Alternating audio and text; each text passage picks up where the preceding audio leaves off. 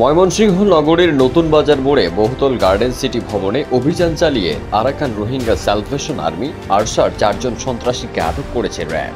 এর মধ্যে 2 জন পুরুষ ও 2 জন নারী সহ 2টি শিশু রয়েছেন। দেশ জুড়ে তোলপাড় ওয়ালটন ফ্রিজ কিনে আপনিও হয়ে যেতে পারেন মিলেনিয়ার।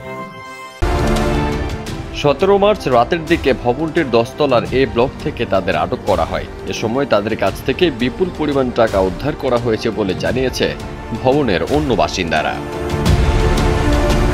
এ বিষয়ে অভিযানে নেতৃত্বে থাকা র্যাব কর্মকর্তাদের সঙ্গে কথা বলার চেষ্টা করলে তারা সাংবাদিকদের এড়িয়ে যান। অভিযানকারী দলটি আটক হওয়া ব্যক্তিদের গাড়িতে তুলে নিয়ে দ্রুত স্থান ত্যাগ করেন।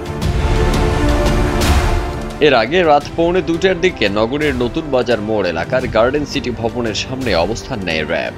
অভিযানিক দলটির বেশিরভাগ সদস্য ভবনের ভেতরে ঢুকে দরজা ভেঙে ঘরে প্রবেশ করে অভিযান পরিচালনা করে।